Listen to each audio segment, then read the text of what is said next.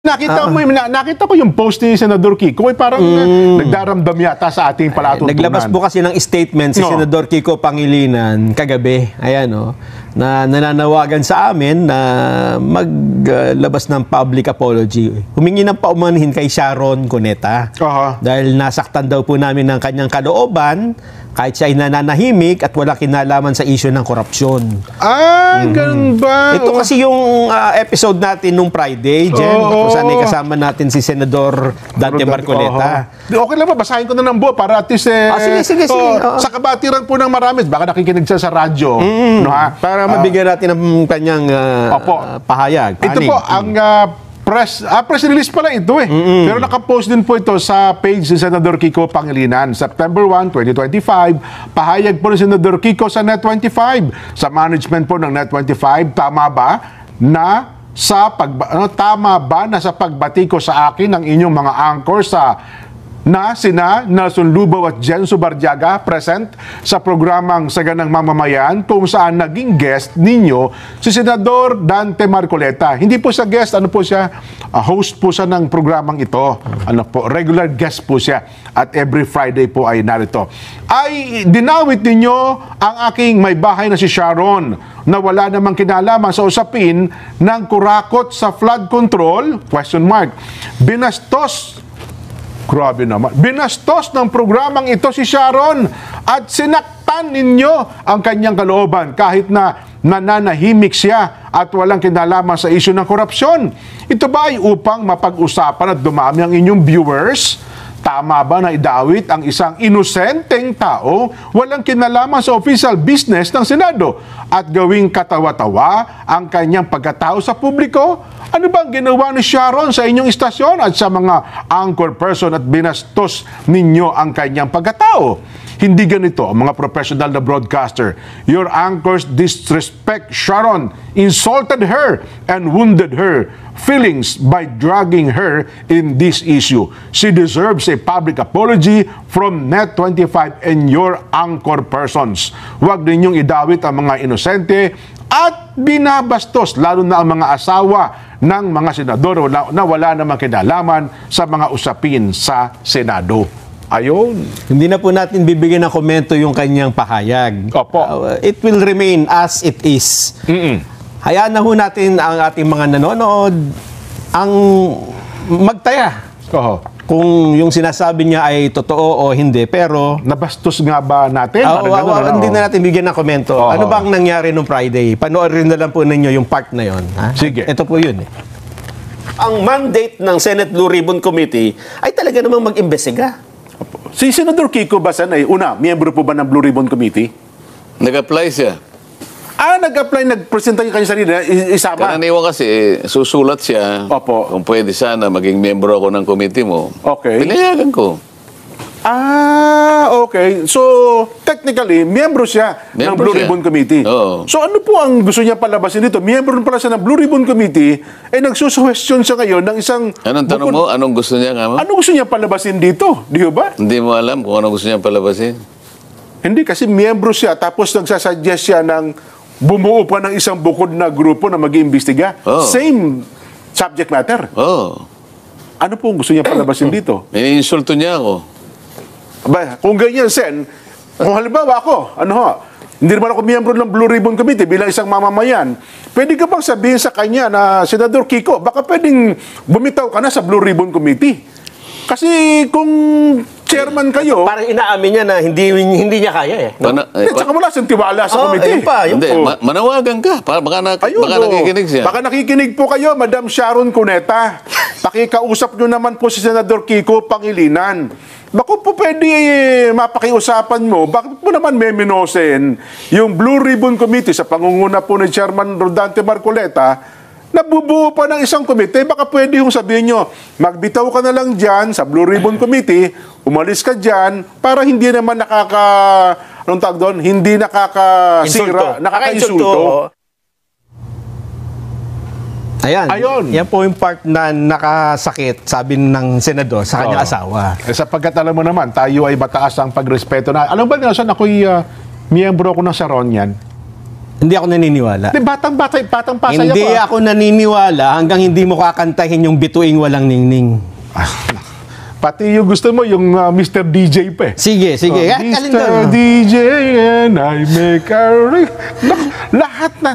Ako batang Pasay ako. Hanggang ngayon, bumoboto ako ng Pasay. Ako naman ang gusto ko yun. Kaya ako yung Sharonian ako. High school life, balang high school life. Hindi ako nagpepresenta bilang Bilmanian o Noranyan. Hindi. Ang batch namin, ako po ay Sharonian. Pero ito kaya kung sasabihin kung kami ay babastusin natin wala po sa hinagap namin. Pero hindi po pwede. wag na nating argumento. Yes po. Regardless na binastos o hindi, may nasaktan dyan eh. Tama. Alam mo tayo, ayaw natin yung nakakasakit ng kapwa. Ako nga, hindi ako nakatulog kagabi, hindi ako nakapag-programa kanina umaga, napuyat ako kasi ayoko dyan yung may nasasaktan. Yan man sinadya mo o hindi. Hindi ba? Kasi kung lalo minsan, kung babae, ha? may nabanggit ka, nasabi ka, hindi mo naman akalain na masasaktan yung isang tao. Oo.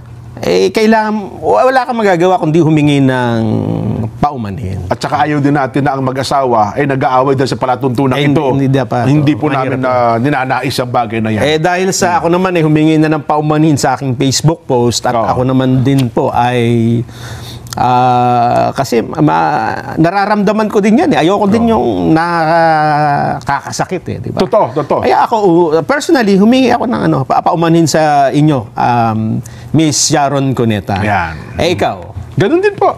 Bilang isang Sharonian ay kung nasaktan po namin ang inyong saloobin at damdamin, Ma'am Sharon, ako po, si Jen Subarjaga, sinabi po ay humihingi din po ng pamanhin sa inyo. Ganun tayo.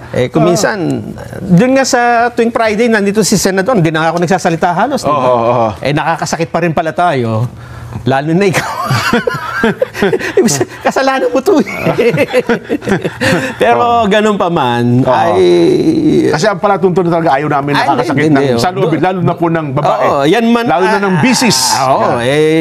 Kaya kasi yung iba sinasabi, wala naman hindi man nakakabastos yun Hindi naman natin siya dinirag sa korupsyon. Wala namang kayo sinabing tungkol nanawagan ka lang, di ba? Yes. Regardless po, hindi na yun ang argumento Ang punto dito, tanggapin na muna natin na ang sabi kasi nasaktan natin. Nakasakit tayo. At nabasto sa pakiramdam nila. Wala tayong magagawa. Yan ho talaga ang dapat feelings gawin. nila yun, ginagalang at nirespeto natin. Kailangan mo talagang humingi ng ng paumanhin. Kaya sana po ay tanggapin nyo ang aming taos-pusong paghingi ng paumanhin. Pakapihin nyo po kami. Hingi ka pa naman. Baka pakapihin niyo po kami. At kami na po sagot sa sandwich. Yan. Okay. Tsaka yung paboritong ice cream ni Ma'am Sharon ay dadalhin ko doon sa kanila. Ngayon. May paborito siyang ice cream.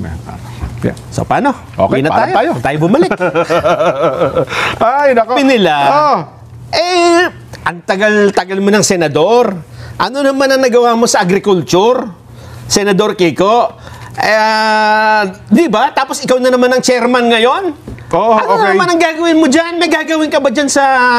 Meron naman daw ata. Mukhang naglalatag sila ng mga magagandang programa pa sa Committee on Agriculture. Kaya nga doon sa mga pumupuna dyan, alam nyo ba na binuksan na po ni Senador Kiko Pangilinan ng investigasyon sa lumalalang agricultural smuggling? Napanood ko yan noong isang araw, sa linggo. Yan ang tamang gawin. May layunin po na panagutin ang smuggler at profiteers na patuloy na nagpapalumpo sa magsasaka. Ang tindi kasi ng epekto ng smuggling dyan. Pumapatay yan sa ekonomiya at mismong mga magsasaka natin. Sa pahayag po niya, sinabi ni Senador Pangilinan, chairman po ng Senate Committee on Agriculture and Food Security, na nanganganib talagang food security ng bansa sa patuloy na pagbaliwala sa implementasyon ng anti-agricultural smuggling law. At pinatitingkad pa nito ang criminal networks na kumita na nagpapahirap sa bansa. Ayun. Para ho sa hindi nakakaalam, nakakadalawang public hearing na po itong Senate Committee on Agriculture, Food and Agrarian Reform. Kasama pa rito yung Committees on Ways and Means and Finance, Noon din Lunes, September 1, hindi lang po kasi ito nababalita dahil nga mas naging controversial yung flood control project. Pero ako dyan, bilang isang nakakaramdam ng damdamin ng mga magsasaka. Bilang isang magsasaka? Suportado ko ito Oo. Ituloy mo yan, Senator Kiko. Kailangan ng bayan ang seryoso talagang pagsusulong ng kapakanan ng mga magsasakang Pilipino. Oo. Tinulad pa nga niya ang problema sa flood control project. Kasi itong agriculture smuggling, napakatagal na rin pong problema. Kaya kung patuloy daw papayagan... Totoo yan. Bata pa raw si Adan eh. Ganun ba? General Adan, hindi. Kung papayagan, talaga smuggling na. Na manatili itong mga smuggler na ito ng agricultural products, wala akong mangyayari sa agrikulturang Pilipino. Ayan, no? Maraming pagkakahalin tulad ang paulit-ulit na pagbaha dito sa Metro Manila at ang krisis sa pagkain. Kasi tayo dyan, akala nila ay name-mercenal tayo, hindi eh. Kung tama ang sinasabi mo, kung yan, ikagaganda ng bayan, suportado ka namin, di ba? Totoo naman. Ayan, kaya ito, Kaya nga ako'y natutuwa sapagkat ang mga staff ng Senador Kiko'y nanonood sa atin eh. Di ba? Oo. Pagka natutuwa kami sana, nagpasalamat si Senador Kiko Pangilinan sa palatuntunan sa ganang mamamayan. Huwag lang sanang yung nasaktan lang. Alam mo, yung sabi, meron tayong kasabihan papuri sa dapat papurihan at puna sa dapat punahin. Oo. Ayan yung pagkakaiba namin. Hindi kami dun sa tao eh. Wala. Kayo ay lahat ng gagawin nito, puro tama. At lahat ng kalaban nito, kalaban nyo rin, hindi kami ganyan. Diba? Ayan. Ako nga, pinahanap ko ito dahil ako'y naghahanap talaga ng mga dapat na gawin sa agrikultura. Totoo. At nakita namin meron eh. Ilabas natin. Bilang isang dating DA Secretary, di ba? Department of Agriculture Secretary. At yun nga po, Chairman ng Senate Committee on Agriculture, abay, napakalaki po ng papel na magiging bahagi nito. Doon sa mga Para matagal, sa doon sa mga matagal na sumusubaybay sa programa, nung ang Pangulong Bongbong Marcos pa ang DA Secretary. 'Di ba? Inaaraw-araw din natin siya ng dapat niyang gawin, 'di ba? Totoo. Hanggang sa binitiwan na niya kasi sabi natin, baka po hindi niyo na kaya. Ibinigay na niya sa iba. Kasi importante ho ito. Hindi ho dapat na nag-iimbestiga tayo sa mga anomalya tapos pababayaan natin itong tungkol sa agrikultura. Idagdag ko pa dyan, meron pang isang sinusulong si Senador Kiko, yung mataas na crop insurance. Ayun, tama. Di ba? Gusto ko rin yan. Yan. Kasi, ang matagal na itong crop insurance, minsan hindi naman binabayaran ng mga magsasaka. Ano ba ang panukalan ng Senador Kiko sa bagay na ito? Ang pondo pala ng Philippine Crop Insurance Corporation, Jen, ay maliit lang. Tapos kulang ito sa 11 million ng mga magsasaka. Nako, kung 1 million bawat isa, di 11 million kaagad doon. Kung ikukumpara mo sa pinsala sa agrikultura, halimbawa 2024, 57 billion pesos pinsala sa agrikultura. Nako po. Paano mo sasagutin ngayon yan? Di ba? Ito ang problema sa crop insurance. Hindi nila mabayaran yung mga magsasakang napinsala. Kasi kulang ang pondo nila. Totoo. Ayaw ako kung may nagkiklaim dyan. Yun nga. Parang wala nga ako. Yung mga kilala ko mga magsasaka, ayaw ko si Tatay Juan.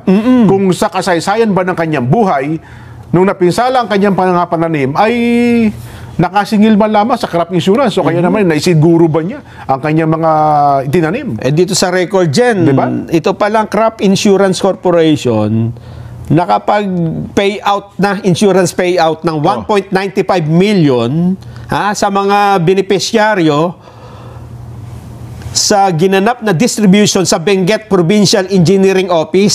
At doon mismo si Senador Pangilinan, siya ang nanguna sa yan sinasabi natin. And then sana palawakin pa sa iba, no? Kapag kami mga... Totoo. Kasi yung ibang magsasaka, hindi ho talaga naabutan ng tulong eh. Yung insurance na ito eh, no? Sabi, yung iba nga, parang hindi nga alam kung ano yung crop insurance. Ngayon, so ang panukala ng Senador Kiko, taasan. Lagyan ng pondo. Lagyan ng pondo yung Philippine Crop Insurance. Dagdagan ng suporta. Ayan. Kasi tama ito eh. Kapag magsasaka, nabaha, nasira ang kanila. Wala na, hindi siya. Ang hirap bumangon. Wala. Di ba? Ang hirap bumangon. Ang ibang halos talaga hindi na bumabangon. Di ba?